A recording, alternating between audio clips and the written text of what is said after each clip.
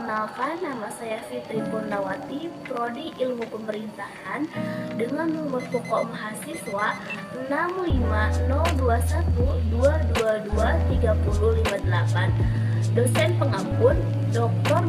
Andes Rahmat MSI. Nah, di video ini saya akan membawakan beberapa materi. Yang pertama, saya akan menjelaskan pengertian dari pemerintah secara sempit dan secara luas. Yang kedua, saya akan menjelaskan tentang pengertian pemerintahan secara sempit dan secara luas. Dan yang terakhir, saya akan menyebutkan 7 asas-asas ilmu pemerintahan. Nah, yang pertama saya akan menjelaskan pengertian pemerintah secara sempit. Apa sih pengertian pemerintah secara sempit? Nah, pengertian pemerintah secara sempit merupakan hayalan yang ditujukan pada lembaga eksekutif saja. Nah, adapun pengertian pemerintah secara luas ialah semua lembaga negara yang terdiri dari lembaga legislatif, eksekutif, dan yudikatif. Yang kedua, saya akan menjelaskan tentang pengertian pemerintahan secara sempit, yaitu segala kegiatan, fungsi, dan kewajiban yang dijalankan oleh lembaga eksekutif untuk mencapai tujuan negara. Adapun pengertian pemerintahan secara luas adalah semua lembaga negara yang terdiri dari lembaga-lembaga legislatif, eksekutif, dan yudikatif. Jika disederhanakan, pemerintah itu adalah organ badan, lembaga, atau alat pelengkap negara.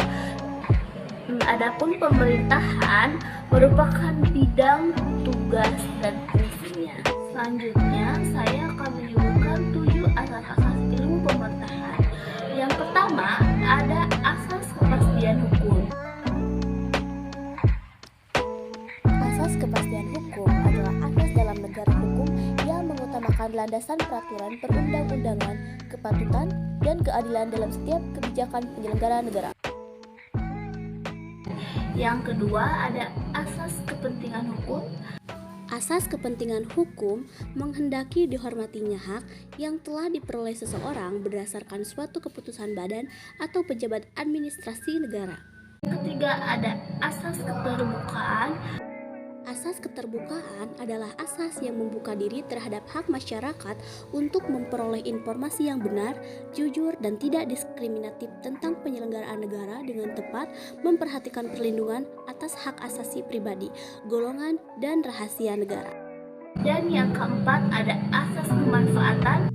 Asas kemanfaatan adalah hasil pengadaan tanah mampu memberikan manfaat secara luas bagi kepentingan masyarakat, bangsa, dan negara. Yang kelima, ada asas ketidakberpihakan. Asas ketidakberpihakan adalah asas yang mewajibkan badan atau pejabat pemerintahan dalam menetapkan dan atau melakukan keputusan dan atau tindakan dengan mempertimbangkan kepentingan para pihak secara keseluruhan dan tidak diskriminatif. 6. Ada asas kecermatan. Asas kecermatan yang dimana pemerintah diwajibkan untuk teliti dalam menangani segala administrasi dengan masyarakat, contohnya dalam hal pengelolaan kartu tanda penduduk. Dan yang terakhir, ada asas pelayanan yang baik. Asas pelayanan yang baik adalah asas-asas umum yang dijadikan dasar dan tata cara dalam penyelenggaraan pemerintahan yang baik, sehingga penyelenggaraan pemerintahan menjadi baik, sopan, adil, terhormat, dan bebas dari kezaliman, pelanggaran peraturan, tindakan penyalahgunaan wewenang, serta tindakan sewenang-wenang. Mungkin hanya itu yang dapat saya sampaikan. Lebih dan kurangnya mohon dimaafkan.